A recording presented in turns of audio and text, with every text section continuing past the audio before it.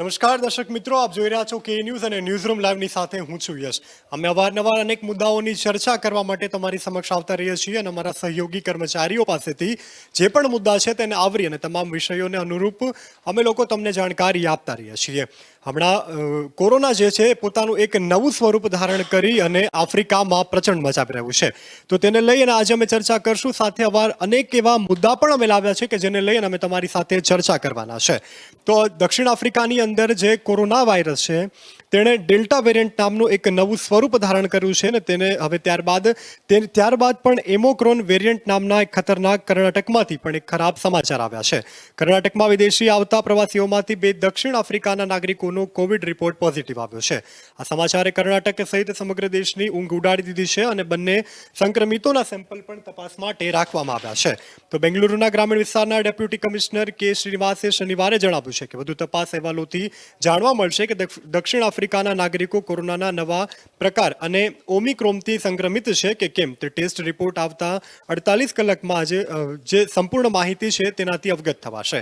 World health ઓર્ગેનાઇઝેશને શનિવારે દક્ષિણ પૂર્વ એશિયા ક્ષેત્રના વિદેશોને કોરોના વાયરસના નવા સ્વરૂપને ધ્યાનમાં રાખી અને ઘણી જગ્યાએ વધતા કેસોને ધ્યાનમાં રાખી સતર્કતા વધારવા અને જાહેર આરોગ્ય સંભાળ અને સામાજિક પગલાંને મજબૂત કરવાનું પણ જણાવ્યું છે. તો વર્લ્ડ હેલ્થ ઓર્ગેનાઇઝેશને કહ્યું છે કે તહેવાર અને ઉજવણીમાં તમામ સાવચેતીના પગલાં લેવા જોઈએ અને તેમાં પણ ભીડભાડવાળી જે જગ્યા છે તેની મુલાકાત લેવાનું પણ ટાળવું જોઈએ. તો આ વિશે અમે વધારે માહિતી આપશે અમારા channel head Vinod Desai. Vinod sir, એના વિશે તમે અમને થોડી માહિતી આપશો. આજે નવું વેરિયન્ટ સાઉથ આફ્રિકામાં દેખાયું છે અને છેલ્લા 4 દિવસમાં ઘણા બધા દેશો એનાથી સંક્રમિત બને છે. એના કારણે આખું વિશ્વ જાણે હળબળી ઉઠ્યું છે. દરેક પોતપોતાની રીતે આ વેરિયન્ટ પોતાના દેશમાં ના પ્રસરાય એના માટે પ્રયત્ન કરી રહ્યો છે. ઘણા દેશોમાં આ વેરિયન્ટના લક્ષણો જોવા મળ્યા છે. એના કારણે જે પ્રતિબંધો લગાયા છે એનાથી સાઉથ આફ્રિકાએ પહેલાં તો બધા દેશોને વિનંતી કરી છે કે આ વિજ્ઞાનની કમાલ છે કે અમે જલ્દી આ વેરિયન્ટને ઓળખી શક્યા. એનો એવો મતલબ નથી થતો કે અમે ગુનો કર્યો હોય અને જે રીતે પ્રતિબંધો લગાઈ રહ્યા છે એને સાઉથ આફ્રિકાએ અનુરોધ કર્યો છે કે પહેલાં તો આ પ્રતિબંધો ના હટાવવા જોઈએ. વેરિયન્ટ ઉપર જે છે એના ઉપર આપણે કામ કરવું જોઈએ અને કઈ રીતે પ્રસરતો અટકે એના માટે પ્રયત્ન કરવો જોઈએ. સારી વાત એ છે કે હજી સુધી ભારતમાં આ પ્રકારના વેરિયન્ટના કોઈ જ લક્ષણો અથવા તો કોઈ જ જે દર્દી છે એ નોંધાયો નથી. પરંતુ ગઈકાલે જે વડાપ્રધાનની આગેવાનીમાં બેઠક મળી અને ત્યારબાદ આખું તંત્ર અને દરેક લેવલે તંત્ર કામે લાગ્યું છે અને તેના કારણે આ વેરિયન્ટના લક્ષણોવાળું હજી એક પણ દર્દી નો ડાઉટ કોરોના પોઝિટિવ દર્દી આવે છે, પરંતુ આજે નવા વેરિયન્ટના એક પણ દર્દી ભારતમાં નોંધાયા નથી. તે ભારત માટે ખૂબ સારી વાત કહી શકાય. પરંતુ વિશ્વ આખું ચિંતામાં છે.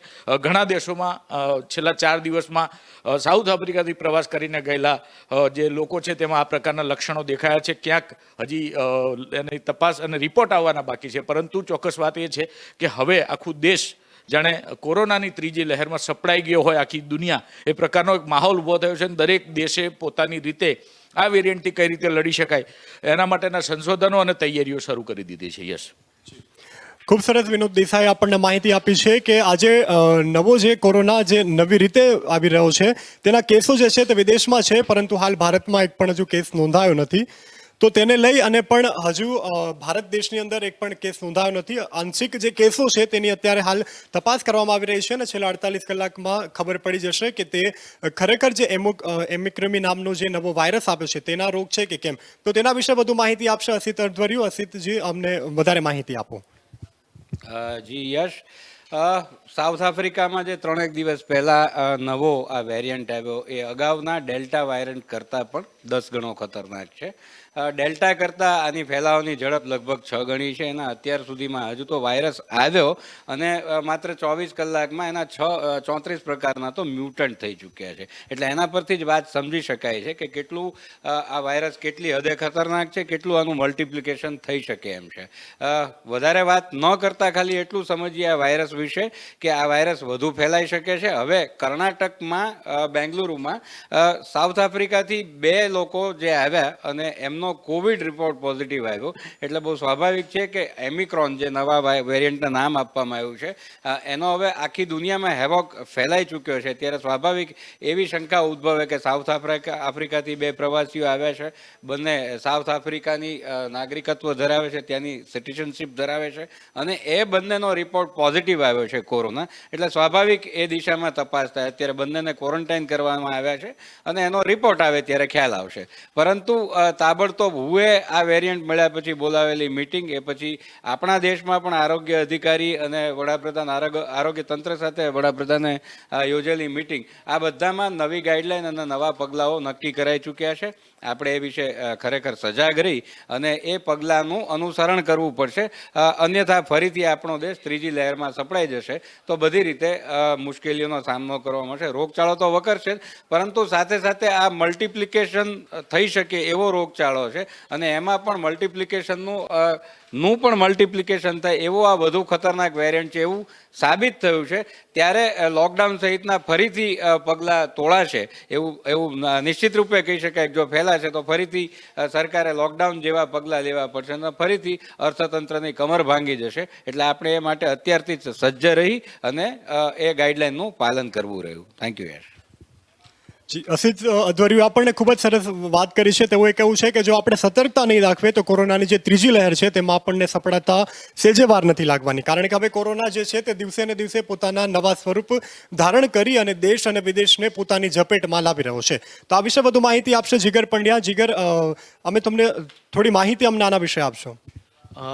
યશ, જો આપણે આ કોરોના નવા વેરિયન્ટની જે વાત કરીએ તો હસીત અધ્વર્યુ આપણા સહયોગી અને વિનોદ દેસાઈએ ખૂબ સરસ રીતે વાત કરી. પણ અહીં એક બીજી વાત જે મહત્ત્વની છે તેમાં આપણે વિચારીએ તો વાઇબ્રન્ટ ગુજરાતની તડામાર તૈયારીઓ થઈ રહી છે અને વિદેશથી ઘણા મહેમાનો આવવાની શક્યતાઓ છે અને આમંત્રણ પણ અપાઈ ચૂક્યા હશે. તો જે બીજા દેશોએ જે પ્રતિબંધો મૂકેલા છે ફ્લાઇટોના, તે અંગેનું ગુજરાત ગવર્મેન્ટ અથવા તો કેન્દ્ર સરકારે શું પગલાં લે છે તે આવનારા સમયમાં નક્કી થશે. પણ એ જે ફ્લાઇટો ઉપર જે અવર જવર છે, જો ફ્લાઇટો બંધ થશે તો વાઇબ્રન્ટ ગુજરાતને કેટલી અસર પહોંચશે તે પણ જણાઈ આવશે.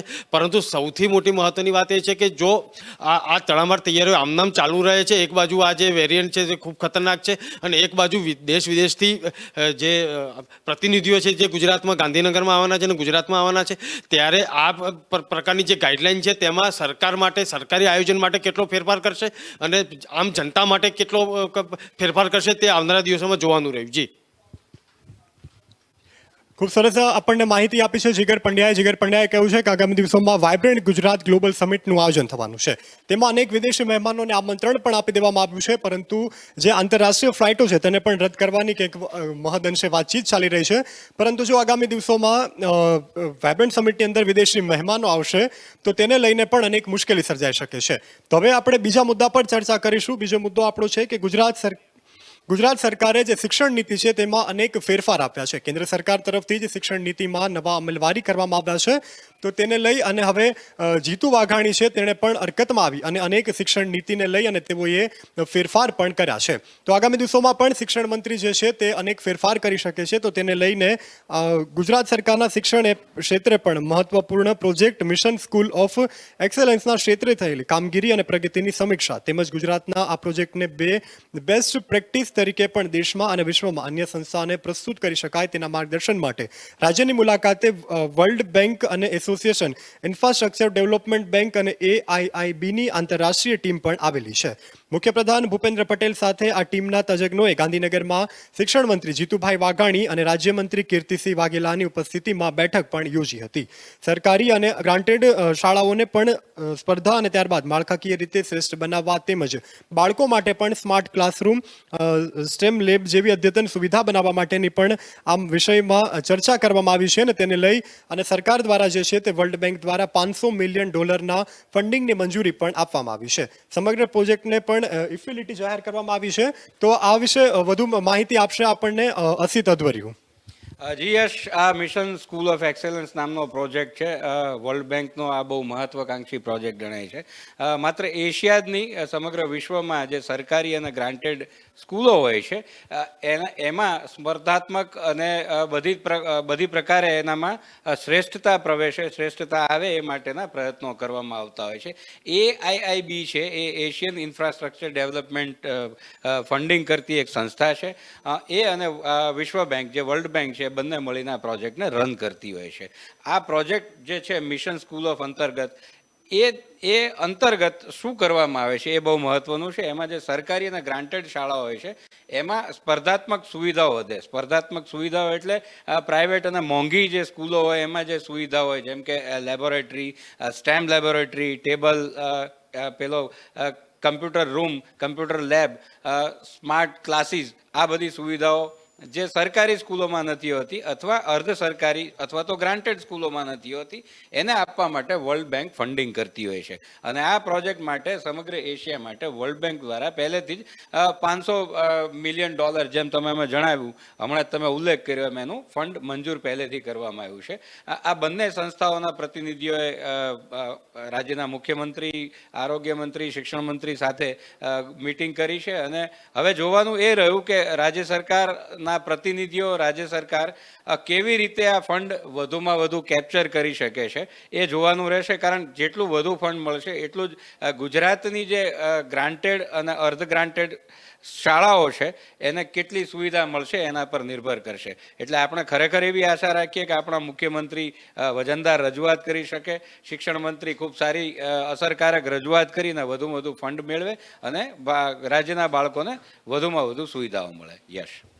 જી, અસિત અધ્વર્યુ આપણને ખૂબ સરસ માહિતી આપી છે. તેઓએ કહેવું છે કે હવે જે રાજ્ય સરકાર છે તે આગામી કેટલી કટિબદ્ધતા દાખવી અને જે શિક્ષણ ક્ષેત્રે આવનારા જે મહત્વના નિર્ણયો છે તેને આવકારી શકે છે, તેને લઈ અને સરકાર કેટલું અચીવ કરે છે અને શિક્ષણ જગતમાં કેટલા ફેરફાર આવે છે તે પણ હવે જોવાનું રહ્યું. તો આ વિશે વધુ માહિતી આપશે જીગર પંડ્યા. જે વાત કરીએ જે સરકારી સ્કૂલોની, અર્ધ સરકારી સ્કૂલોની હોય કે ગ્રાન્ટેડ સ્કૂલોની હોય, તેમાં જે સરકારી સહાય મળતી હતી તેમાં વર્લ્ડ બેન્કે જે $500 મિલિયન જે સહાય આપેલી છે તે અંગે આવનારા સમયમાં ખૂબ સરસ રીતે એનું આયોજન થાય તો દરેક વિદ્યાર્થીઓને લાભ મળશે, દરેક સ્કૂલોને લાભ મળશે. અને હું આપને અહીં જણાવી દઉં કે 2-3 દિવસ પહેલાં વર્લ્ડ બેન્કની ટીમે એક સર્વે આધારિત જે સ્કૂલ એક તૈયાર થયેલી છે, મોડેલ તૈયાર થયેલું છે, તે સાબરકાંઠા જિલ્લાના ઈડર તાલુકાના ભવાનપુરા ગામની અંદર એક સ્કૂલ સરસ મજાની તૈયાર થઈ છે. અને ત્યાં બધી જ જે આપણે વાત કરીએ બધી અદ્યતન સુવિધાઓ સાથેનું એક મોડલ ઇન્ફ્રાસ્ટ્રક્ચર ત્યાં શરૂ થયું છે અને બાળકો તેનો લાભ લઈ શકે. અને કેટલું થયું તેનું ત્યાગ ક્યાસ કાઢવા માટે વર્લ્ડ બેંકની ટીમે ત્યાં મુલાકાત લીધી હતી અને સરસ રીતે સંતોષ પણ વ્યક્ત કર્યો હતો. પણ એવી સ્કૂલ ગુજરાતના દરેક ગામડામાં બને તેવી આશા આપણે સૌ રાખી શકીએ. ત્યારે જ આ જે ફંડિંગ મળ્યું છે તેનો અમલવારી કેવી રીતે થશે એ બધું રાજ્ય સરકાર ઉપર નિર્ભર છે. પણ આ ટાઈપની સ્કૂલ જો ગુજરાતના દરેક ગામડામાં મળે તો ગુજરાતનું ભવિષ્ય ખૂબ ઉજળું છે તેવું જણાઈ આવ્યું છે. જી, ખૂબ સરસ આપણને જીગર પંડ્યાએ વાત કરી છે કે જો અદ્યતન સુવિધાથી સજ્જ શાળાઓ ગુજરાતમાં બનશે તો ગુજરાતના વિદ્યાર્થી છે તે ખૂબ જ આગળ સુધી વધી શકે છે અને પોતાની ઉજ્જવળ કારકિર્દીને પણ બનાવી શકે છે. તો આ વિશે વધુ માહિતી આપશે વિનોદ દેસાઈ. જે રીતે મોટી મોટી વાતો થાય છે શિક્ષણ ક્ષેત્રે કાર્ય કર્યું અને બહુ મોટી મોટી વાતો થાય છે પરંતુ રિયલ ગ્રાઉન્ડ ઉપર એ પ્રકારનું કામ થતું નથી. વર્લ્ડ બેન્કે જે સહાય આપી છે તે ખૂબ સારી વાત છે અને એ સહાયનો જો યોગ્ય ઉપયોગ થાય તો ગુજરાતની હું એવું માનું છું કે મોટાભાગની સ્કૂલો મોડેલ સ્કૂલો બની જાય. જે રીતે આપણા સહયોગી જીગર પંડ્યાએ કહ્યું કે સાબરકાંઠાની એક સ્કૂલ જે મોડેલ સ્કૂલ બનાવીને ખૂબ સારી સ્કૂલ બનાવી છે પરંતુ એ મોડેલ સ્કૂલને શોરૂમ તરીકે પ્રસ્તુત કરીને વર્લ્ડ બેન્કની સહાય લઈ અને એને ખીસે ના થઈ જાય અને એ જે સહાય આવી છે તેનો યોગ્ય ઉપયોગ થાય તો હજી વધુ સારી સ્કૂલો બની શકે. આમાં મારે એક જે વાત તમને કરવી છે કે અમદાવાદ કોર્પોરેશન દ્વારા ચૂંટણી વખતે એક વચન અપાયું હતું મોડેલ સ્કૂલ બનાવવાનું. જે ચૂંટણી જીત્યા બાદ એ આખું વચન જ ભૂલાઈ ગયું છે, કોઈ મોડેલ સ્કૂલ બની નહીં. આવો અહેવાલો થોડા દિવસ પહેલાં પ્રસ્તુત થયા હતા. એટલે ના ફક્ત ગ્રાન્ટને વાપરી નાખવી પરંતુ તેને યોગ્ય દિશામાં વાપરવી તો વધુ સારું શિક્ષણ ક્ષેત્રે કામ થઈ શકશે. કારણ કે જો ગુજરાતમાં સારું શિક્ષણ મળતું હોત તો આટલી હદે ખાનગી સ્કૂલોનો રાફડો ફાટ્યો ન હોત. આજે દરેક ગલી નુકડે એક ખાનગી શાળા છે એવું કહું તો ચાલે. વાલીઓની મજબૂરી એ છે કે પોતાના સંતાનોની ઉજ્જવળ કારકિર્દી માટે મોટી ફી ભરીને પણ એમને ખાનગી શાળાઓમાં અભ્યાસ કરાવવો પડે છે. બીજો સવાલ છે ડ્રોપ આઉટ રેશિયોનો. ડ્રોપ આઉટ રેશિયો દર વર્ષે વધતો જાય છે. જો સારું શિક્ષણ અને યોગ્ય વ્યવસ્થા બાળકો માટે કરવામાં આવે તો શેના માટે ડ્રોપ આઉટ રેશિયો વધે છે. એ સિવાય એવા લોકો જે વિચરતી જાતિના લોકો છે અથવા તો પોતાના રોજગાર ધંધાર્થે બહાર ફરવું પડે છે એમના બાળકોના ભવિષ્યની પણ અહીં ચિંતા કરવાની જરૂર છે. એટલે જો આ જે સંસ્થા વર્લ્ડ બેંક દ્વારા જે ગ્રાન્ટ ફાળવવામાં આવી છે એનો યોગ્ય ઉપયોગ કરી આ તમામ પાસાઓને ધ્યાનમાં લેવાય. ગરીબ બાળકથી લઈ અને છેવાડાના ગામમાં રહેતા બાળકને અથવા તો વિચરતી જાતિના બાળકની ચિંતા કરી અને જો જે ગ્રાન્ટ મળી છે તેનો યોગ્ય ઉપયોગ થાય તો ચોક્કસથી સારું કામ થઈ શકશે. જી, ખૂબ સરસ માહિતી આપી છે આપણને વિનોદ દેસાઈએ. તેમણે કહ્યું છે કે જે ફંડ મળવાનું છે તેનો ઉપયોગ યોગ્ય રીતે કરવામાં આવે તો ગુજરાતના જે વિદ્યાર્થી છે તે પોતાની કારકિર્દી ભવિષ્ય ખૂબ સારી એવી બનાવી શકે છે. તો આ વિશે વધુ માહિતી આપશે અમારા સહકર્મી ફૈઝાન. ગુજરાતની વાત કરવામાં આવે તો શાળાઓનું જે ક્ષેત્ર છે, જે છેવાડાના રાજ્યમાં અત્યારે છેવાડાના શહેરોમાં અત્યારે પણ શિક્ષણનું પ્રમાણ છે, જે અત્યારે પ્રાથમિક શિક્ષણનો અભાવ છે, પ્રાથમિક ઉચ્ચતર માધ્યમિક શિક્ષણનો અભાવ છે, અને શહેરોમાં પણ કેટલીક કોર્પોરેશનની હસ્તક જે શાળાઓ છે જેમાં અત્યારે પણ બિસ્માર હાલતમાં પડી છે. અને જ્યારે એક તરફ કોર્પોરેશન એવી વાતો કરતો હોય છે સ્માર્ટ સિટી અમદાવાદ અને સ્માર્ટ સિટી શાળાઓ મળે વિદ્યાર્થીઓને, જેની કામગીરી અત્યારે યુદ્ધના ધોરણે ચાલી રહી છે, કાર્યરત છે, પરંતુ આગામી દિવસોમાં ક્યારે આ કામગીરી પૂર્ણ થશે તે પણ અત્યારે કહેવું. એટલે અમદાવાદમાં માત્ર પૂર્વ ઝોનની વાત કરવામાં તો 2 જેટલી શાળાઓ ઉપર અત્યારે કોર્પોરેશન કામગીરી કરી રહી છે, અને આગામી દિવસોમાં વધારે સારું પરિણામ મળે અને આગામી દિવસોમાં સારી એવી શાળાઓ અમદાવાદ શહેરમાં વિકસિત થાય તે માટે અથાગ મહેનત કરી રહી છે. અને જે વિસ્તારોની વાત કરવામાં આવે કે અત્યારે કોરોનાના કારણે કેટલાક વાલીઓ એવા છે કે ખાનગી શાળાઓમાંથી ડ્રોપ આઉટ લઈને હવે સરકારી શાળાઓ તરફ આકર્ષાયા છે, કેમ કે જે ફીનો મુદ્દો હતો, ફીનો વધારાના લઈને હવે લોકો સરકારી શાળા તરફ આકર્ષાઈ રહ્યા છે, પરંતુ વિદ્યાર્થીઓ હવે શાળાઓ મળે એવી પણ આશા રાખી રહ્યા છે. ખૂબ સરસ માહિતી આપી છે ફૈઝાને. તેમણે કહ્યું છે કે જે પ્રાઇવેટ સ્કૂલો છે તેની અંદર વધતી જતી ફીને કારણે હવે વાલીઓ જે છે તે પોતાના જે બાળકો છે તેને સરકારી શાળામાં એડમિશન કરાવી રહ્યા છે, અને સરકાર તરફથી પણ એવા અથાગ પ્રયત્ન કરવામાં આવી રહ્યા છે કે સરકારી શાળાની અંદર જ અદ્યતન સુવિધા મળી રહે ને જેથી બાળકો જે છે તે પોતાનું ભવિષ્ય છે તે ખૂબ ઉજળી રીતે બનાવી શકે છે. હવે આપણે બીજા મુદ્દા પર વાત કરીશું કે હમણાં હવામાન વિભાગ દ્વારા આગાહી કરવામાં આવી છે કે ગુજરાતમાં અનેક વિભાગની અંદર વરસાદ આગામી દિવસોમાં પડી શકે છે. પહેલેથી જ અને આ ધરતીપુત્ર માટે ખૂબ જ સંકટના અને માઠા સમાચાર કહી શકાય છે, કારણ કે તાવતે વાવાઝોડાથી લઈ અને વચ્ચે પડેલા જે કમોસમી વરસાદ છે તેને કારણે ખેડૂતોને ભારે નુકસાન વેઠવાનો વારો આવ્યો છે.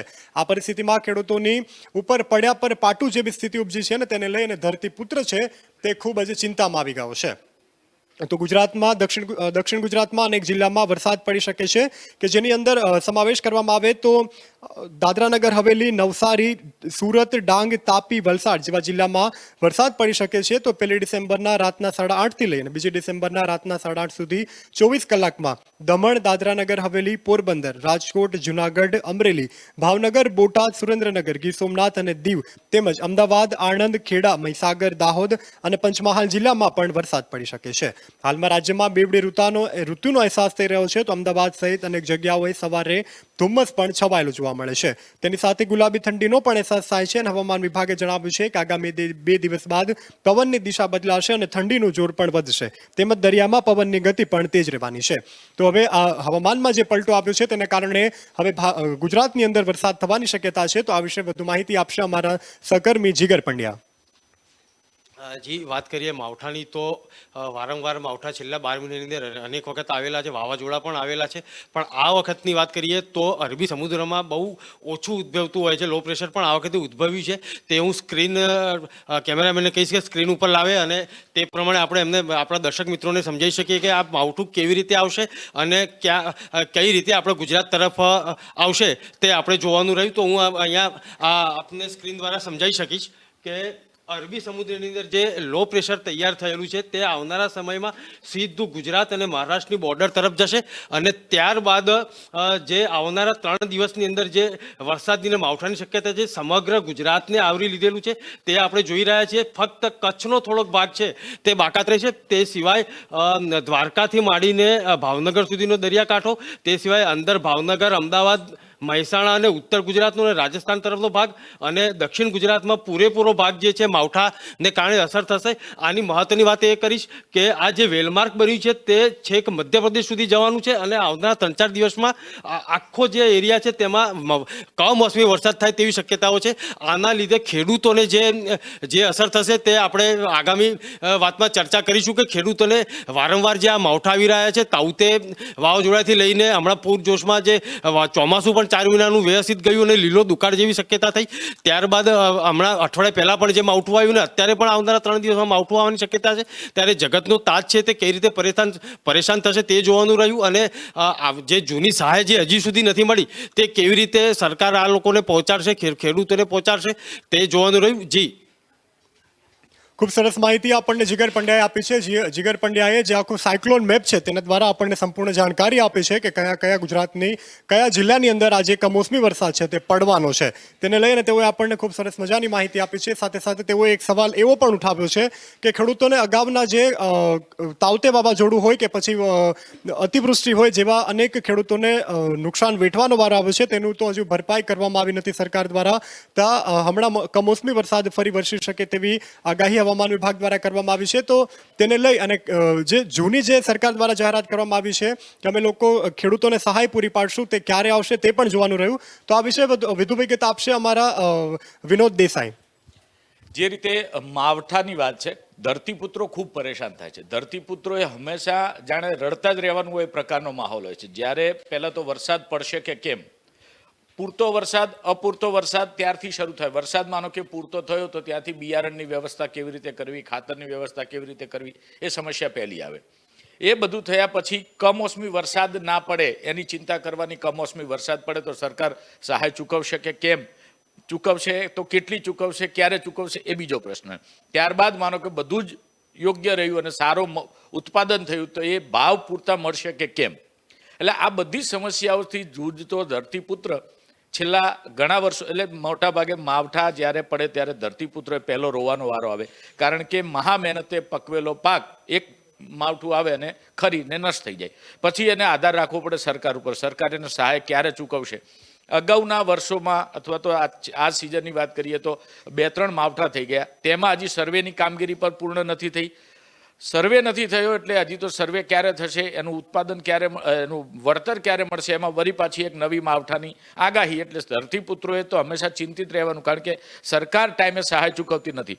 એક વખત વરસાદ થયા પછી પાક ધોવાઈ ગયા પછી એને ફરીથી શું એ ખેતરનો શું પાક વાવવો અને પાક વાવવા માટે બિયારણ અને ખાતરની વ્યવસ્થા ક્યાંથી કરવી. જો ધરતીપુત્રોને ટાઈમે સહાય મળી ગઈ હોય તો એ રૂપિયામાંથી એ ફરી પોતાના પાક અને બિયારણ લાવી અને વાવી શકે. પરંતુ નથી આયોજન થઈ શકતા, અથવા તો સરકારી ઉદાસીનતા, અથવા તો ખેડૂતોનો ઉપયોગ ફક્ત રાજકીય વોટ બેંક માટે કરવાની જે સરકારની મનસા છે તેના કારણે ટાઈમે ખેડૂતોને વળતર નથી મળતું. એના કારણે ખેડૂતોએ ખૂબ પરેશાન થવાનો વારો આવે છે. હજી પાછલા વળતરો બાકી છે તે નવા માવઠાની ચિંતા ખેડૂતોને રડાવી રહી છે. જી, ખૂબ સરસ માહિતી આપણને વિનોદ દેસાઈ આપી છે. તેઓએ કહ્યું છે કે કમોસમી વરસાદ પડે કે વાવાઝોડું આવે, કોઈ પણ કુદરતી હોનારત સર્જાય છે તો તેનો સીધો જે ગેરલાભ છે તે ખેડૂતોને થતો હોય છે અને તેને લઈ અને ખેડૂતો ખૂબ જ ચિંતામાં મુકાઈ જતા હોય છે. તો આ પણ એક ખૂબ જ ખેડૂતો માટે દયનીય મુદ્દો ગણાવી શકાય છે. હવે વાત કરીએ આગળના મુદ્દા પર, તો કેન્દ્ર સરકારે કૃષિ કાયદાને પરત લેવાની જાહેરાત કરી છે. જોકે ટેકાના ભાવ માટે કાયદો અને અન્ય મુદ્દાઓને લઈ અને ખેડૂતો દ્વારા પણ ધારણા પ્રદર્શન ચાલી રહ્યું છે. તો આ પરિસ્થિતિ વચ્ચે કેન્દ્રીય કૃષિ મંત્રી અને નરેન્દ્રસિંહ તોમરે કહ્યું છે કે કેન્દ્ર સરકાર પરાળી સળગાવવાને ગુનો પણ ગણાવવાનો નિર્ણય પરત લેવા માટે પણ તેઓએ અપીલ કરી છે. સાથે જ તેમણે ખેડૂતોને વિનંતી કરી હતી કે તેઓ હવે આંદોલનને પણ પૂરું કરી અને પરત ફરે. તો તોમરે કહ્યું છે કે ખેડૂતોની માગણી છે કે ટેકાના ભાવ માટે કાયદો ઘટાડવામાં આવે અને આ માગણીને પૂરી કરવા માટે સરકાર એક પેનલ પણ રચવા જઈ રહી છે.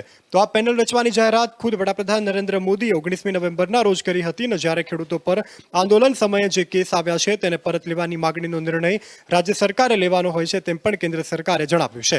તો આ વધુ વિગત આપશે અમારે સહકર્મી શૌલિક ગાંધી.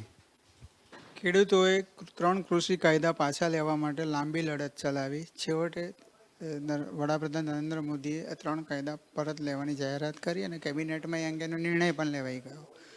હવે ખેડૂતોની બીજી માંગણી હતી પરાળી સળગાવવા મુદ્દે. એટલે કેન્દ્રીય મંત્રી નરેન્દ્રસિંહ તોમરે જાહેરાત કરી છે કે જે પરાળી સળગાવવાની ને હવે ગુનો ગણવામાં નહીં આવે અને તેમણે વિનંતી કરી છે કે ખેડૂતો હવે આંદોલન સમેટીને ઘરે પાછા ફરે. ખેડૂતોની બીજી માગણી છે કે લઘુત્તમ વળતર મળવું જોઈએ કૃષિ પેદાશો ઉપર. એટલે એમાં પણ વડાપ્રધાને પેનલ રચવાની અગાઉ જાહેરાત કરી જ દીધી છે. આ ઉપરાંત ખેડૂતો સામે જે કેસ થયા છે આંદોલન સમયે એ અંગેની એમની માગણી છે. તો એ જે કેસ પાછો ખેંચવાની જે નિર્ણય છે જે તે રાજ્ય સરકારે લેવાનો રહેશે, કેન્દ્ર સરકારે નહીં.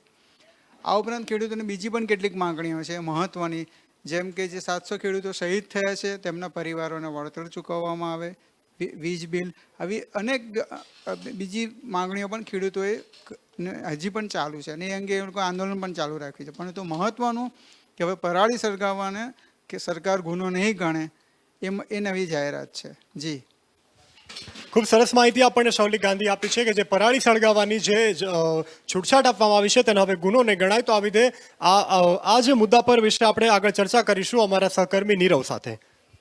ચોક્કસપણે કે જે સરકારે પરાળી જે સળગાવવાના હતો એ નિયમને જે હતો પહેલાં આ જે સરકાર હતી એ સરકાર કે આનો કેન્દ્ર દ્વારા કે આ નિયમનો વિરોધ કરવામાં આવતો હતો, પરંતુ હવેથી જે પરાળીનો જે આ નિયમ લાવ્યો છે કે સળગાવવા માટેનો, એનાથી એ નિયમ પાછો ખેંચી લેવામાં આવ્યો છે.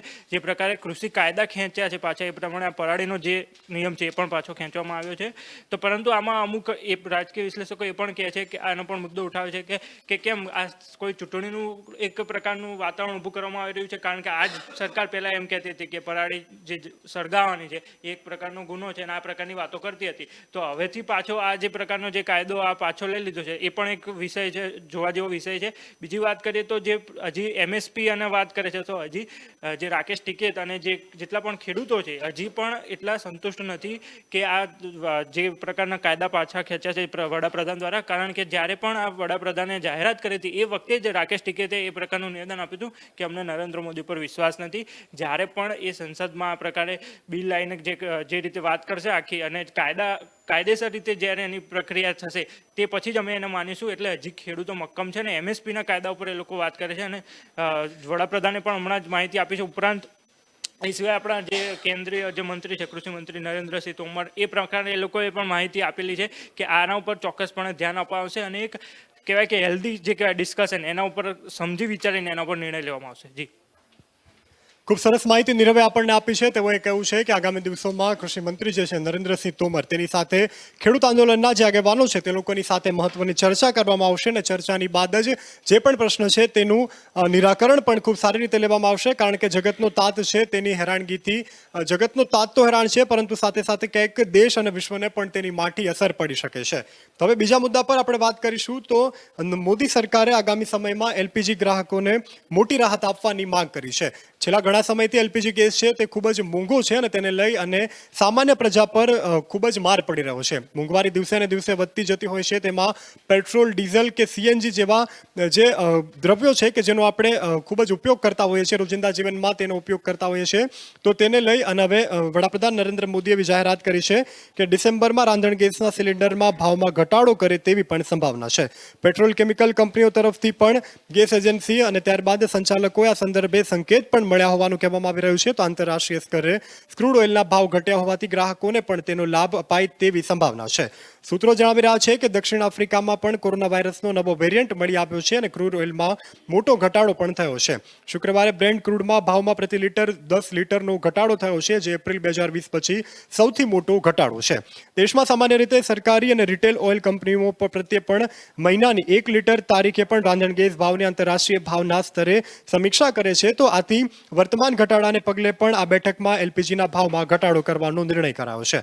તો બીજી બાજુ પેટ્રોલ મંત્રાલયે પણ ગેસ એજન્સી સંચાલકોને સંકેત આપ્યા છે કે સરકારે રાંધણ ગેસ પર 200 રૂપિયાની સબસિડી આપવાનો પણ નિર્ણય કર્યો છે. પરિણામે ગ્રાહકોને અંદાજે રૂપિયા 918 મળનારો LPG સિલિન્ડર હવે 718 રૂપિયામાં મળવાની સંભાવના છે. મંત્રાલયે ગેસ એજન્સીના સિલિન્ડરોને પ્રતિ લીટર રૂપિયા 200ની સબસિડી આપવાનો મેસેજ મળ્યો છે. તો જે કે તેનું કહેવાનું રહ્યું છે કે જ્યાં સુધી કોઈ લેખિત આદેશ ના આવે ત્યાં સુધી આ સંબંધમાં કશું કહી શકાય પણ તેમ નથી. તો દેશભરમાં કોરોનાને સમયે મે 2020માં રાંધણ ગેસ પરની સબસિડી ગ્રાહકોને મળતી બંધ થઈ હતી અને પેટ્રોલિયમ મંત્રીના સંકેતોએ પણ 1 ડિસેમ્બરે રાંધણ ગેસ પરથી ફરીથી સબસિડી શરૂ કરવાની આશા જગાવી છે. તો આ વિશે વધુ માહિતી આપશે અમારા સહકર્મી હેમિલ.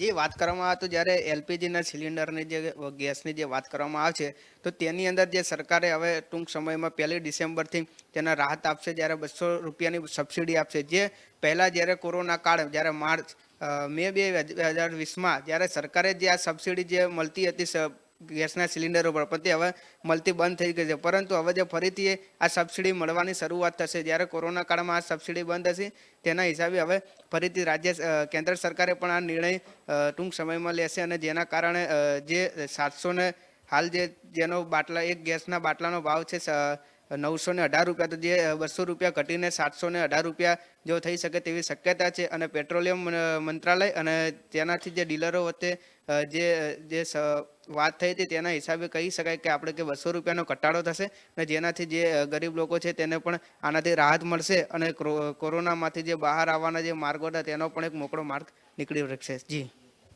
ખૂબ સરસ માહિતી એમિલે આપણને આપી છે. એમએલએ કહ્યું છે કે એલપીજીના ગેસના ભાવમાં ઘટાડો થતાં ગરીબ લોકો જે છે તેઓને ખૂબ ફાયદો થવાનો છે, કારણ કે મોંઘવારી વધતા ગૃહિણીઓના બજેટ છે તે પણ ખોરવાયા હતા, પરંતુ હવે આંશિક દરે ઘટાડો થતાં તેમાં પણ હવે લોકો જે છે તે પોતાની જે પરિસ્થિતિ છે તેને પહોંચી વળી શકે તેવી શક્યતા છે. તો આ વિશે વધુ માહિતી આપશે મારા સહકર્મી ફૈઝાન.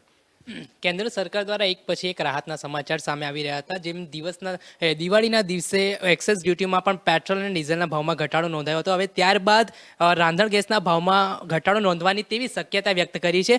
જે અત્યારે જે મળતું એલપીજીનો ગેસનો બાટલો છે જે ₹918 છે, જે ઘટાડીને ₹200 જે ગ્રાહકોને સબસિડી આપવામાં આવશે તેનો ભાવ ઘટીને ₹718 સુધી પહોંચી છે, જેના કારણે ગૃહિણીઓના બજેટને જે મોટી અસર પહોંચી હતી, જેના કારણે સામાન્ય તેમજ લોકોને આર્થિક ફટકો પડ્યો હતો. તે હવે રાહતના સમાચાર કહી શકાય ટૂંક સમયમાં મળી રહ્યા છે, જેમાં દક્ષિણ આફ્રિકામાં વેરિયન્ટને લઈને ક્રૂડ ઓઇલના ભાવમાં એક મોટો ઘટાડો નોંધાયો છે, જેમાં બ્રેડ ફૂડ ઓઇલમાં પ્રતિ બેરલ $10 ઘટાડો નોંધાયો છે, જેને લઈ ધીમે ધીમે રાહતના સમાચાર એ પણ મળી રહ્યા છે કે અગાઉ પણ આવા ભાવ અપેક્ષા રાખી રહ્યા છે ગ્રાહકો કે મોટી રાહત મળે સરકાર તરફથી, કેમ કે હવે જેમ જેમ દિવાળીના દિવસો બાદ પણ કેન્દ્ર સરકારે લોકોને એક રીતે જે રીતે લોભાવવાનો પ્રયાસ કરી રહી છે અને એક પછી એક રાહતના સમાચાર આપી રહી છે.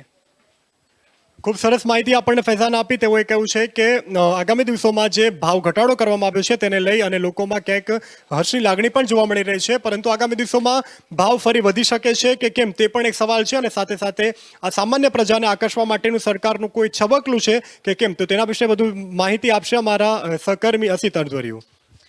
જીએસ મહત્વનો મુદ્દો છે. જો ભાવ ઘટે એવી વાત આવે તો સ્વાભાવિક પ્રજામાં ચોક્કસપણે રાહતની લાગણી ફેલાય. પરંતુ હંમેશા સરકાર એવું કહેતી આવી છે કે ક્રૂડ ઓઇલનો ભાવ એ એક દેશના નિયંત્રણમાં નથી, કારણ જ્યાં ઉત્પાદન થાય ત્યાં જ એનો ભાવ નક્કી થાય. ભારત ક્રૂડ ઓઇલનું ઉત્પાદન કરતું નથી, ગેસનું ઉત્પાદન કરતું નથી. આપણે અહીંયા માત્ર પ્રોસેસ કરીએ છીએ, તો આપણે એના પર ટેક્સ ન લગાવીને અથવા ઓછો ટેક્સ લઈને જે ભાવ ઘટાડો કરી શકીએ એ કરી શકીએ. અત્યાર સુધી ન થયો, સતત 1.5 વર્ષથી એ ભાવ વધતા જ રહ્યા. પેટ્રોલ ડીઝલની હું વાત કરી રહ્યો છું, અને એને આનુષંગિક રાંધણ ગેસમાં પણ ભાવ સતત વધતો રહ્યો. 1.5 વર્ષ સુધી જે ભાવ વધ્યો 45 માંથી અત્યારે 100ને ક્રોસ કર્યો અને પછી ₹10 ઘટાડ્યા. એટલે લોજિકલી જો વિચારીએ તાર્કિક રીતે તો ભાવ ઘટ્યો કહેવાય કે ભાવ ઓછો થયો કહેવાય કે પછી જે માર હતો એ જરા હળવો થયો કહેવાય. તો એવું ચોક્કસ કહી શકીએ કે જે બર્ડન હતું એમાં કદાચ ₹8-10 ₹12 પેટ્રોલ ડીઝલમાં ઘટાડો થયો. ગેસમાં પણ એવું થશે, પરંતુ એવી રાહત હજી આપણે માની ન શકીએ જ્યાં સુધી હાથમાં ના આવે. નંબર 1. બીજો મુદ્દો એમાં એવો છે કે આ ટકી રહેશે ભાવ ઘટાડો એ પણ એટલું નિશ્ચિત નથી, કારણ સરકાર જ વારંવાર કહેતી આવી છે કે ઈંધણ અને રાંધણ ગેસ એનું નિયમન એક કેન્દ્ર સરકાર ન કરી શકે. એટલે એવું ચોક્કસપણે માની શકાય કે આ ભાવ ઘટાડો ધીમે ધીમે ચૂંટણીઓ નજીક આવી રહી છે એટલે એક પછી એક ભાવમાં ઘટાડો કરવામાં આવી રહ્યો છે. સબસિડી આપીશું એમ કરીને જે ભાવ વધારેલો એ સબસિડી સરકારે મે 2020માં બંધ કરી દીધેલી. હવે સબસિડી કદાચ આપશે અને ભાવ ઘટાડશે, એ બંને તો સાથે નહીં જ થાય. ભાવ એનો જ કદાચ રહે અને સબસિડી આપે એવું કદાચ બની શકે, તો પણ સરવાળે જોવા જઈએ તો પ્રજાના ખિસ્સા પરનું ભારણ કદાચ ઓછું થશે.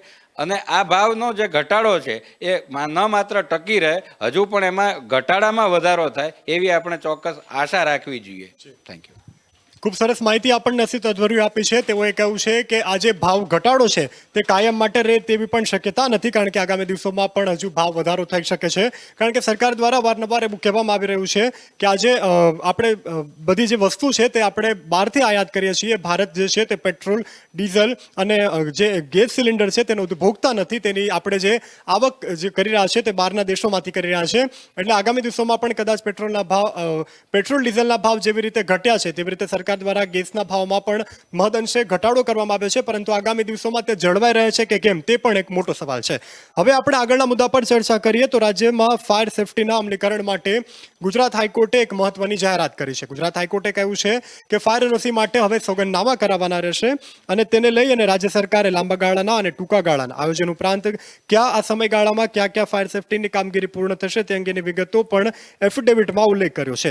ઇન્ડસ્ટ્રીયલ સેફટી એન્ડ હેલ્થ વિભાગ મારફતે પણ આ બાબત કરવામાં આવેલી છે અને સોગંદનામામાં રાજ્યમાં કુલ 45,250 ફેક્ટરીઓ હોવાનો પણ ઉલ્લેખ કરવામાં આવ્યો છે.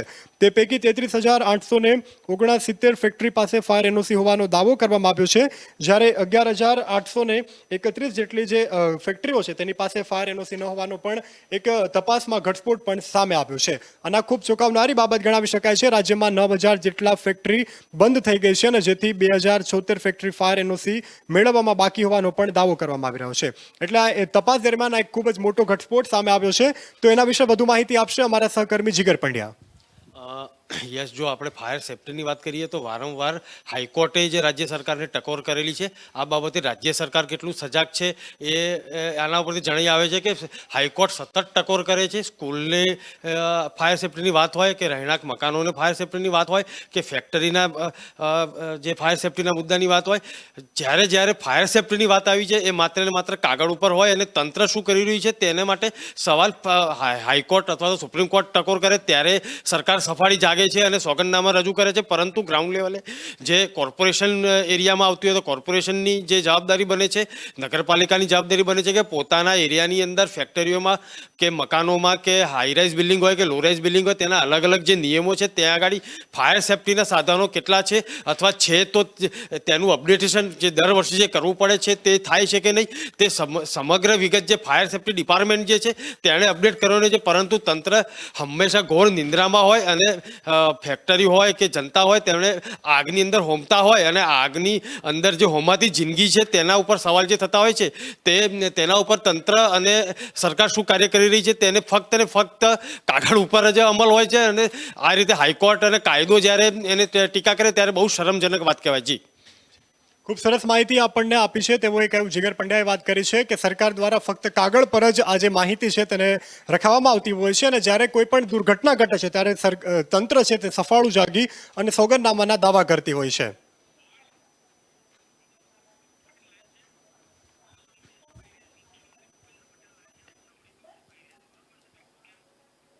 મુખ્યપ્રધાન ભૂપેન્દ્ર પટેલ છે તે ગુજરાતવાસીઓને સંબોધી રહ્યા છે. આવો જોઈએ એમનું લાઈવ સંબોધન. મંત્રી શ્રી જગદીશભાઈ વિશ્વકર્મા, પંચમહાલ ડેરીના ચેરમેન તથા ગુજરાત વિધાનસભાના ઉપાધ્યક્ષ શ્રી જેઠાભાઈ ભરવાડ, સાવર ડેરીના ચેરમેન શ્રી શ્યામળભાઈ પટેલ, જીસી એનએમએફના managing director Shri R S. Sodhi, GC એનએમએફના વાઇસ ચેરમેન શ્રી વાલમજીભાઈ હુંબલ, રાજ્યના વિવિધ ડેરીના ચેરમેનશ્રીઓ, સહકારી આગેવાનો તથા સૌ સભાગૃહમાં ઉપસ્થિત નાગરિકો, ભાઈઓ અને બહેનો,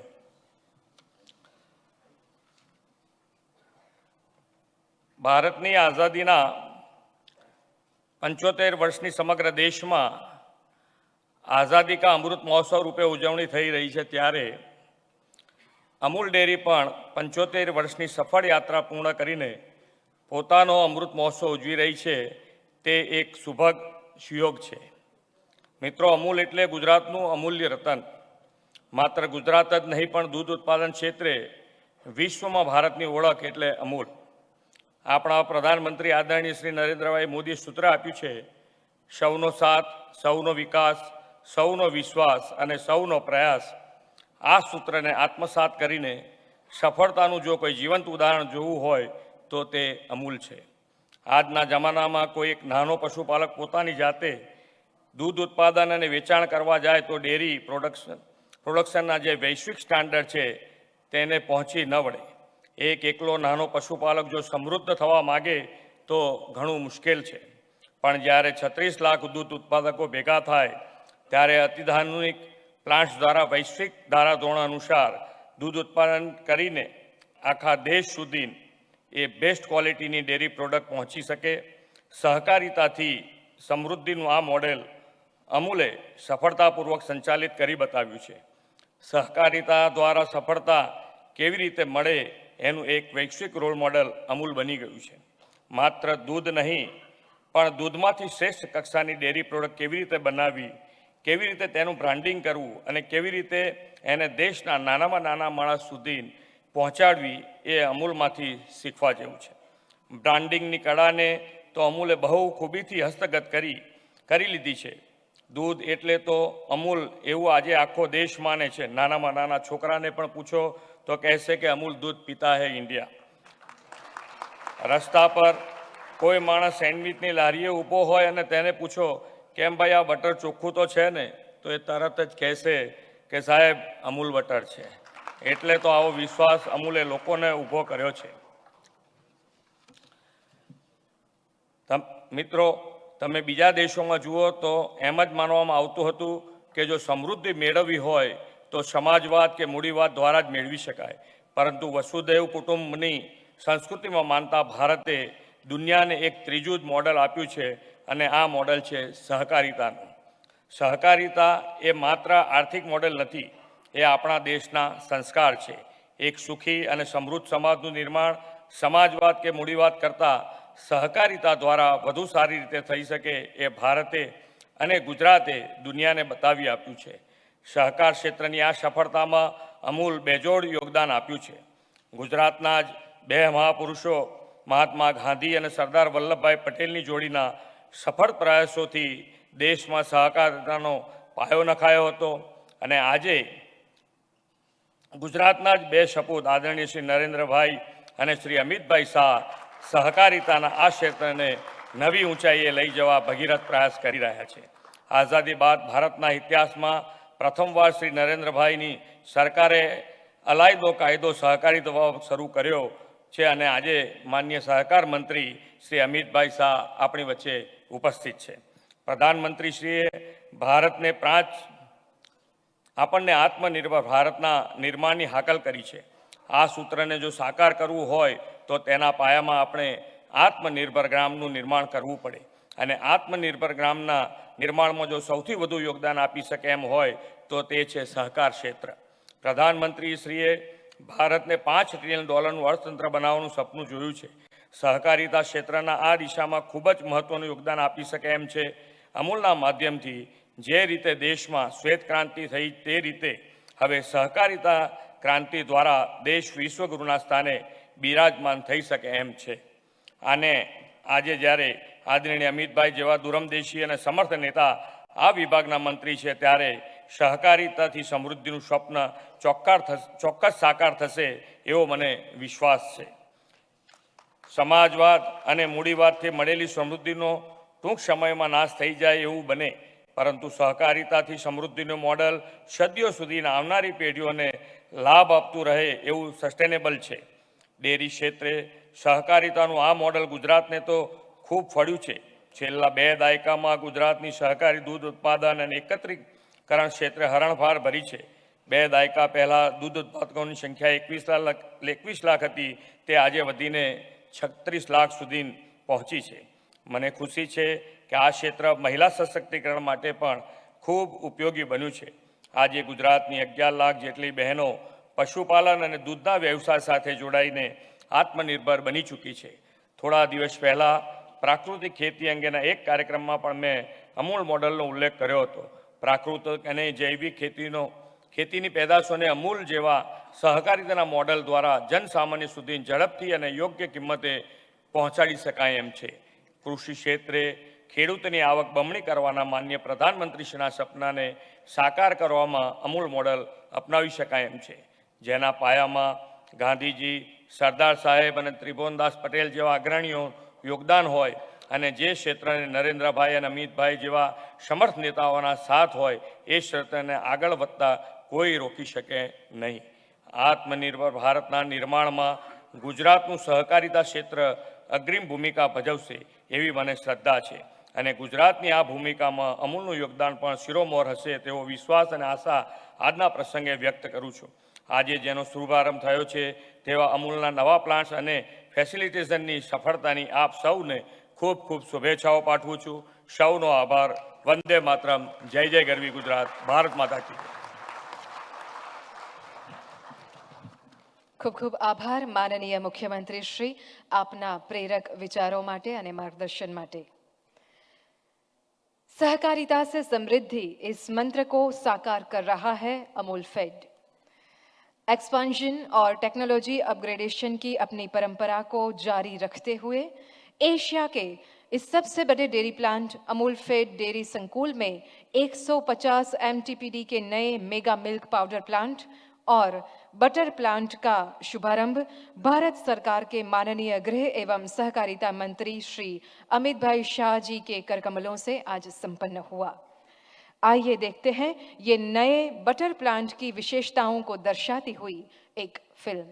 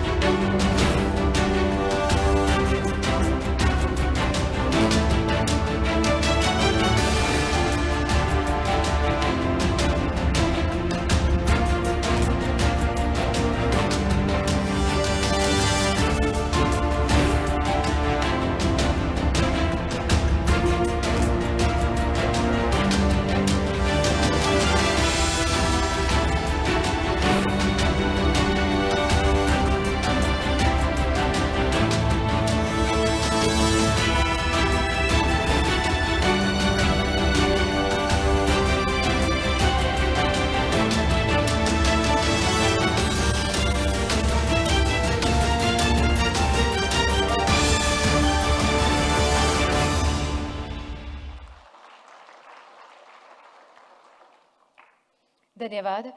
और अब विनती करते हैं माननीय केंद्रीय सहकारिता मंत्री जी से कि आप रिमोट का बटन दबाकर अद्यतन पैकेजिंग फिल्म प्लांट का इनॉग्रेशन करें।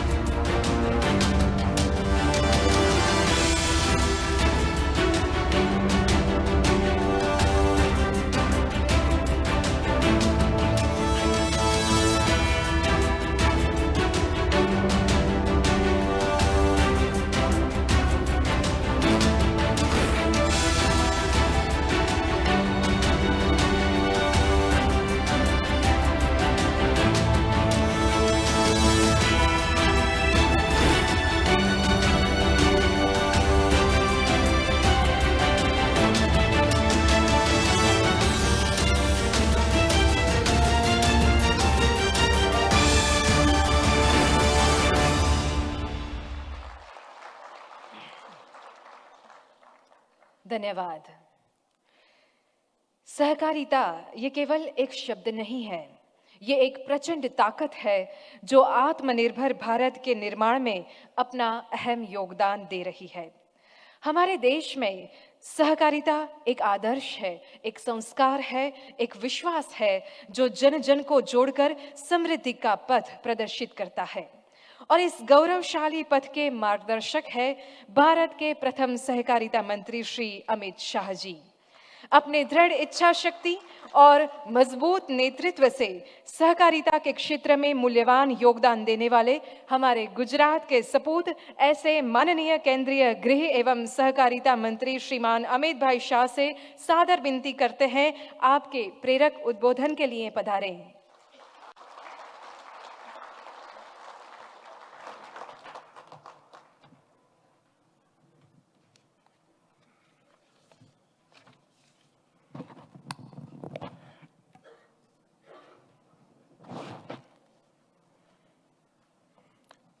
आज इस कार्यक्रम में मेरे साथ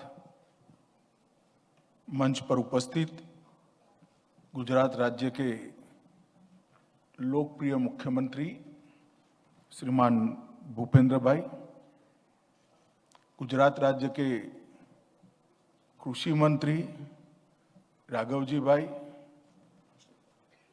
अमूल के चेयरमैन सामरजी भाई, गुजरात विधानसभा के उपाध्यक्ष जेठाभाई, गुजरात राज्य के सहकारिता मंत्री जगदीश भाई, श्रीमान हुब्बल जी, श्री सोढ़ी जी, मेरे सामने बैठे हुए हैं गुजरात के अलग अलग जिला दूध संघ के अध्यक्ष महोदय અને જેમની અમૂલની સફળતામાં સૌથી વધુ યોગદાન છે એવી દૂધ ભરવાવાળા પરિવારના સૌ સભાસદો।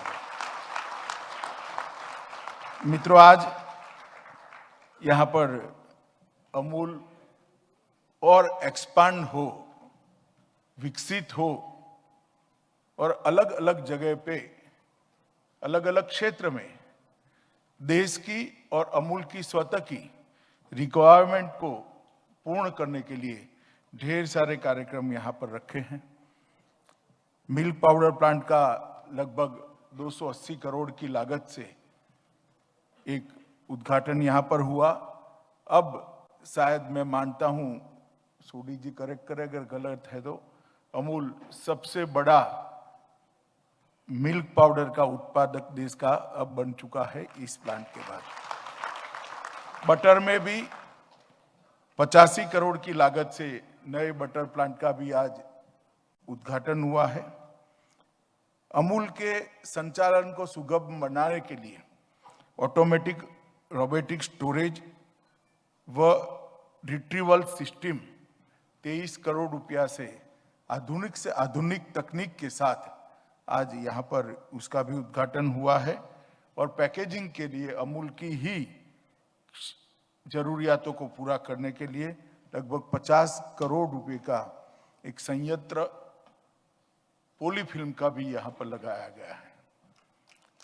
एक मानो में चारों प्लांटों से अमूल ने अपने तीनों अंग को मजबूत करने का काम किया है। अमूल के सहकारिता आंदोलन का एनालिसिस करिए तो इसमें 3 महत्वपूर्ण अंग है। एक तो जो दूध की उत्पादन करती है, ऐसी हमारी 36 लाख बहनें जो गुजरात के 18,000 गांवों से यहाँ पर उपस्थित है, मतलब अमूल के साथ योगदान करती हैं। दूसरा, इतने सारे दूध को उपभोक्ताओं तक पहुंचाना और स्वास्थ्यपूर्ण तरीके से दूध की अलग अलग उत्पादों में कन्वर्ट कर पहुंचाना, इसके लिए इसके प्रोसेसिंग की प्रक्रिया है। और तीसरी प्रक्रिया इसके मार्केटिंग की है, जो सीधे उत्पादक तक अंतिम प्रोडक्ट पहुंचती, चाहे आइसक्रीम हो, चाहे लस्सी हो, चाहे छाछ हो, चाहे दूध हो, चाहे बटर हो, चाहे मिल्क पाउडर। ये तीनों अंगों को एक प्रकार से मजबूत करने के कार्यक्रम आज यहाँ पर हुए हैं। मैं अमूल के चेयरमैन सामर भाई और श्री हुब्बल जी का धन्यवाद करता हूं कि उन्होंने मुझे यहाँ पर निमंत्रित किया है। मित्रों, आज सबसे पहले मैं आप लोगों के सामने एक बात कहना चाहता हूं कि इतने बड़े विशाल देश को और विशाल जनसंख्या को सर्वस्पर्शीय सर्वसमावेशक विकास से युक्त करना है तो कोई मॉडल काम में नहीं आ सकता। 130 करोड़ की आबादियों को एक साथ रखकर सब तक विकास पहुंचाना और विकास की प्रक्रिया में सबको हिस्सेदार बनाना, ये बड़ा कठिन काम है। दुनिया भर में अर्थतंत्र के कई मॉडल खड़े हुए हैं, मगर ये कोई 2 करोड़ की आबादी के लिए तो ठीक हो सकता है, कोई 10 करोड़ की आबादी वाले देश के लिए ठीक हो सकता है। अमेरिका जैसा देश जिसकी आबादी 20 करोड़ से शायद ज्यादा होगी, तो सिर्फ उत्तर प्रदेश की आबादी 22 करोड़ है।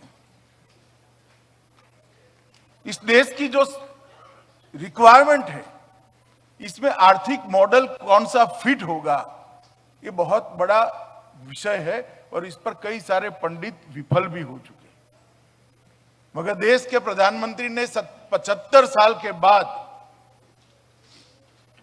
अनेक लोगों के शासन करने के बाद, उन्होंने मॉडल को जब गुजरात के मुख्यमंत्री थे तभी परख लिया था कि इतने बड़े 130 करोड़ की आबादी के देश को सर्वस्पर्शीय सर्वसमावेशक विकास का कोई आर्थिक मॉडल हो सकता है तो केवल और केवल सहकारिता हो सकती, इसके लायक। और इसी के कारण मोदी जी ने भारत सरकार में सहकारिता विभाग शुरू किया है और अब सहकारिता के माध्यम से देश के करोड़ों कृषि और कृषि के साथ जुड़ी हुई सेवाओं के साथ जुड़े हुए हमारे भाइयों बहनों तक आर्थिक लाभ और अर्थतंत्र को पहुंचाने का काम सहकारिता के माध्यम से शुरू होगा। सहकारिता कोई नया विचार नहीं है, हमारे देश में भी इस विचार को 110 साल हो गए। अमूल की ही बात करिए, अमूल अपना 75वां साल मना रहा है। सरदार पटेल और त्रिभुवन दास ने इसकी कल्पना की किसी के शोषण के खिलाफ आवाज उठाने के लिए, और देखते देखते देखते 21 गांवों से शुरू हुआ, 2 तहसील से शुरू हुआ ये दूध का आंदोलन आज 36 लाख परिवारों तक पहुंचा। 18,000 गांवों में 18 दूध संघ, जिला दूध संघ है, 18,000 गांव में गांव की दूध मंडली है और 36 लाख परिवार इसको कंट्रीब्यूट करते हैं और पूरे देश की दूध की रिक्वायरमेंट पूरी करने का काम आज हमारा अमूल कर रहा है। अमूल गुजरात के लिए गौरव है।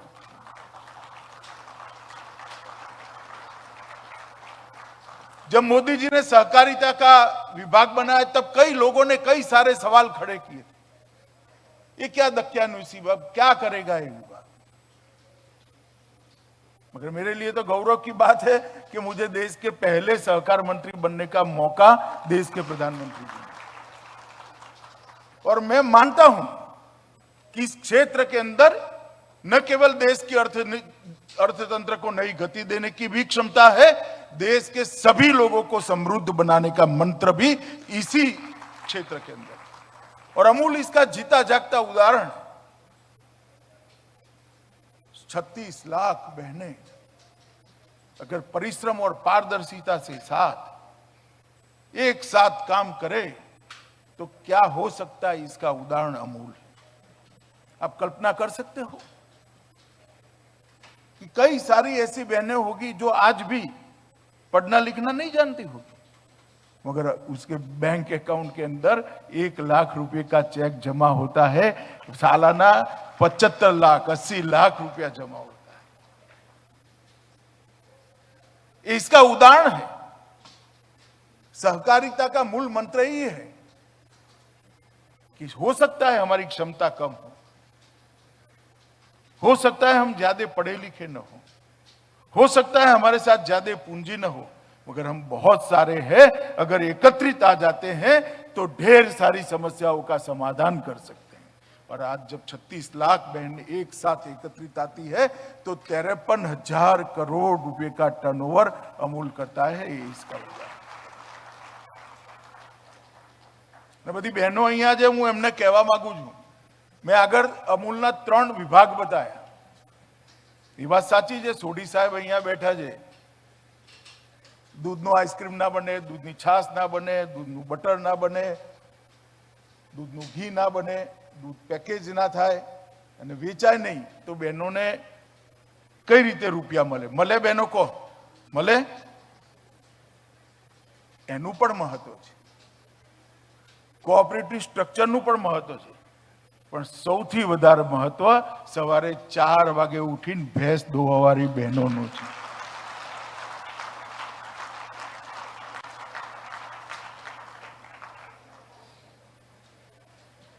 दुनिया भर में, आखी दुनिया में चर्चाओं थाय विमन एम्पावरमेंट, महिला सशक्तिकरण। બહેનોને સશક્ત કરવા. એ બધા પંડિતોને હું કહેવા માંગુ છું કે એકવાર અમૂલનું મોડેલ જોઈ લો. 53,000 કરોડનો ચેક મારી બહેનોના એકાઉન્ટમાં જમા થાય છે. એનાથી મોટું કોઈ સશક્તિકરણ નથી. अमूल के साथ जुड़ी हुई हर महिला अपने आप में अपने घर में दबदबा रखती है. राखो છો કે नहीं? છે કે नहीं दबदबो घरे? क्योंकि चेक उनके नाम पर आता है, उनके बैंक अकाउंट में जाता है और भाइयों को उनसे लेना पड़ता है. तो एक प्रकार से विमेन एम्पावरमेंट का, महिला सशक्तिकरण का ये सबसे सफल प्रयोग. और जो विमेन एम्पावरमेंट के नाम पर जो एनजीओ चलाते हैं, उनसे मेरा रिक्वेस्ट है कि कोऑपरेटिव सोसाइटी चला दीजिए तो ज्यादा सशक्तिकरण आप महिलाओं का कर पाओगे. और ये अमूल ने कर दिखा है.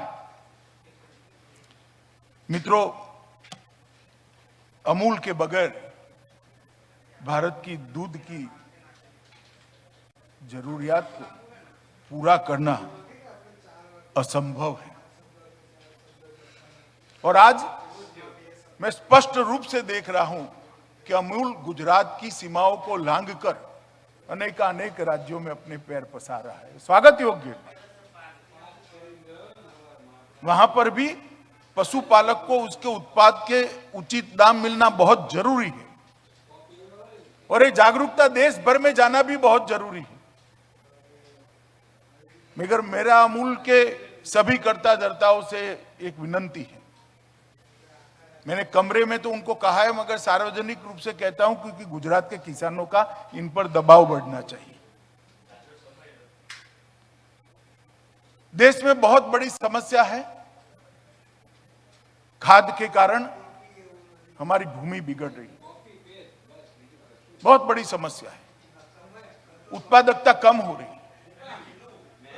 अब खाद कृषि उत्पादों के अंदर इतनी ज्यादा मात्रा में घुल मिल गया है कि शरीर को भी बिगाड़ रहा है. कैंसर भी हो रहे, अलग अलग प्रकार के रोग. इसलिए ऑर्गेनिक फार्मिंग प्रोडक्ट वो शरीर को भी बचाता है, भूमि को भी बचाता है, जल को भी बचाता है. और उस दिशा में देश के किसानों ने जाना पड़ेगा. देश के किसान ये बात को समझते हैं, स्वीकारते हैं. बहुत सारे प्रगतिशील किसानों ने, बहुत सारे प्रोग्रेसिव फार्मर ने इसको स्वीकार किया है. ऑर्गेनिक खेती की ओर कुछ लोग चल पड़े हैं, कोई कुदरती खेती की ओर चल पड़े हैं. परंतु सबसे बड़ी समस्या है इनकी उपज का उनको उचित दाम नहीं मिलता. ऑर्गेनिक गेहूं का उतना ही दाम उनको मिलता है जितना खाद वाले गेहूं का मिलता है. ऑर्गेनिक आलू का इतना ही दाम मिलता है जितना खाद वाले का मिलता है. और जबकि देश और दुनिया में कई सारी ऐसी व्यवस्था है जहां 3 गुना दाम उनको मिल सकता है, मगर मार्केटिंग की व्यवस्था नहीं है. मैं जानता हूं कि थोड़ा कठिन काम है, मगर मैं अमूल की टीम को कहना चाहूंगा, जब त्रिभुवनदास पटेल ने शुरू किया तब ये काम भी बहुत कठिन था. कठिन काम कभी न कभी किसी न किसी को चालू करना पड़ा. इसके मार्केटिंग के लिए एक चेन बनाना,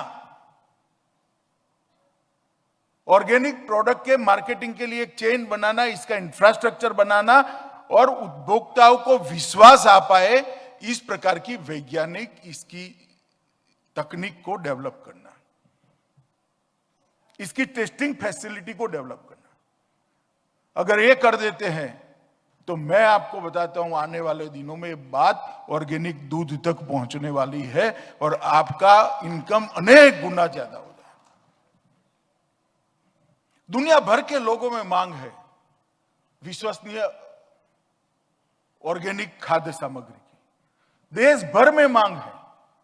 कोई कैंसर नहीं चाहता, कोई बीमारियां नहीं चाहता. और अब ये सिद्ध हो चुका है कि खाद के अति उपयोग के कारण ढेर सारे रोगों का घर हमारा शरीर बन गया. थोड़ा बहुत तो अमूल के बोर्ड ऑफ डायरेक्टर्स की मीटिंग में मुझे प्रेजेंटेशन बताया, मगर उसकी गति बढ़ाने की जरूरत है, इसमें पैसा इन्वेस्ट करने की जरूरत है। और अगर इसमें कुछ इन्वेस्टमेंट करना है तो कोई स्कीम लेकर आइए, हम सब प्रधानमंत्री जी के पास जाएंगे, इसमें भारत सरकार भी जरूर सहायता। क्योंकि ये जो कुदरती खेती का, देसी गाय का उपयोग कर कर कुदरती खेती का प्रयोग गुजरात में हुआ है, लगभग 2 लाख से ज्यादा किसान इसके साथ जुड़ चुके हैं, इसका बहुत अच्छा परिणाम मिला है। अनेक गुना उत्पादन तो बढ़ा ही बढ़ा है, जल संरक्षण की क्षमता भी खेत की बढ़ी है, जल की रिक्वायरमेंट भी बहुत कम हो गई है और खाने में मिठास भी बढ़ी है, टेस्ट बढ़ा है। अब इतने दूर तक चले जाने के बाद वापिस आना कठिन होता है, विश्वास आना भी कठिन होता है, मगर जो 2 लाख लोग सफल होंगे और उनको दाम ज्यादा मिलने लगेंगे, तब जाकर वो 2 से 5, 5 से 10, 10 से 50 लाख होते हुए देने लगेगी और अमूल की तरह ही देखते देखते ये पूरे देश भर में फैल जाएगा। इसकी जरूरियात करने की जरूरत है। मित्रों, प्रधानमंत्री जी ने आजादी के अमृत महोत्सव के इस वर्ष इसको संकल्प वर्ष कर घोषित किया है। हम आजादी के 75वें साल में है, 25 साल के बाद आजादी की शताब्दी आएगी, तब हर क्षेत्र में देश कहां खड़ा होगा वो तय करना, उसका संकल्प करना, वो संकल्प का वर्ष है। और पूरा अमूल का नियामक मंडल यहां पर है। सारे बोर्ड ऑफ डायरेक्टर को मेरा एक अनुरोध है कि अमूल ने भी 100 साल, 25 साल बाद अमूल की जब शताब्दी होगी तब अमूल कहां खड़ा होगा, इसका संकल्प आज करना चाहिए, इसकी एक ब्लूप्रिंट बनानी चाहिए, इसकी एक रेखा बनानी चाहिए। और इसके आधार पर अमूल का एक्सपांशन, इसके आधार पर सहकारिता आंदोलन का एक्सपांशन और उसके आधार पर नए नए क्षेत्रों के अंदर अमूल का प्रवेश करना चाहिए। मैं मानता हूं अमूल ये कर सकता है और ढेर सारे ऐसे सफल मॉडल सहकारिता के हमने देश में देखे हैं। कोई गांव ऐसा नहीं होगा जहां इफको का बोर्ड नहीं लगा होगा। बहुत कम लोगों को मालूम है कि इफको सहकारी संस्था है, क्रिप्को भी संस्था है। अभी प्रधानमंत्री जी ने लिज्जत पापड़ की एमडी को पद्मश्री से सम्मानित किया। बहुत कम लोगों को मालूम होगा कि सहकारी संस्था है लिज्जत पापड़, जो बहनों को साथ में रखकर पापड़ बनाती है। हम खाते तो है मगर हमें मालूम नहीं है। और ये सारे सहकारिता के सफलता के जो मॉडल है, सक्सेस स्टोरी है, इसकी संख्या बढ़ाने की जरूरत है और ढेर सारे लोगों को सहकारिता की छतरी के नीचे, एक अम्ब्रेला के नीचे लाने की जरूरत है। और गुजरात ने, मैं गर्व के साथ कह सकता हूं कि सहकारिता आंदोलन में एक आदर्श कैसा हो सकता है वो प्रस्तापित गुजरात ने करने का काम किया है। देश भर के सहकारिता आंदोलन में से गुजरात, अगर सबसे अच्छा सहकारिता आंदोलन का मूल्यांकन किया जाए तो शायद गुजरात ही सबसे अच्छा सहकारिता आंदोलन हो। और मैं तो आंदोलन से जुड़ा हुआ हूं। मैं कहता हूं मैंने जीवन में अनेक विध काम करे हैं।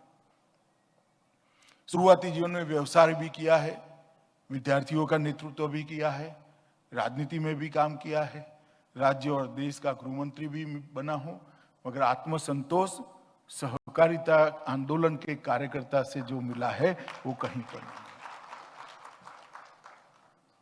अनेक लोगों को जोड़कर एक प्रचंड शक्ति का निर्माण होते हुए जब देखते हैं तब मालूम पड़ता है कि छोटे छोटे लोगों की क्षमता क्या है।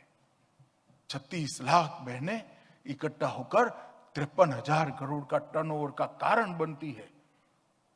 तब जाकर मालूम पड़ता है कि घर में काम करने वाली एक बहन की भी क्षमता क्या है, क्योंकि उसका योग होता है, इसका plus plus plus plus plus होता है। मित्रों, आज मुझे यहां पर बुलाया है, ढेर सारे क्षेत्रों में काम करने की जरूरत है, मगर मेरा आग्रह भी है और विनंती भी है अमूल के संचालक मंडल से, बोर्ड ऑफ डायरेक्टर से, कि आप ये ऑर्गेनिक प्रोडक्ट के वितरण के लिए और इसकी विश्वसनीयता खड़ी हो, इसके लिए, इसकी लेबोरेटरीज के लिए आप इनिशिएटिव लीजिए। आपके पास एक इंफ्रास्ट्रक्चर बना पड़ा है, हर गांव के साथ आपका संपर्क है, किसानों के साथ आपका संपर्क है। ऑर्गेनिक प्रोडक्ट वही बनाएगा जो आज आपका दूध देता है, तो कहीं और जाने की जरूरत नहीं है। सिर्फ इसको मार्केटिंग की व्यवस्था करनी है और इसमें आपको महारत हासिल है। तो आज ज़्यादा कुछ नहीं कहना है और हम सब मिलकर सहकारिता के माध्यम से देश के अर्थतंत्र को भी गति दे और देश के गरीबी के उन्मूलन का यज्ञ जो देश के प्रधानमंत्री ने चालू किया है, जारी रखा है, इसके अंदर अपना महत्तम योगदान दे। यही शुभकामनाओं के साथ मेरी बात को समाप्त करता हूं। भारत माता की जय। बहुत बहुत केंद्रीय सहकारिता मंत्री जी आपका। विभिन्न क्षेत्रों में सहकारिता के माध्यम से हर गांव की समृद्धि और गांवों की समृद्धि से देश की समृद्धि, इस तरह सहकारिता से समृद्धि के मंत्र को साकार करने हेतु आप हमें सदैव प्रेरित कर रहे हैं और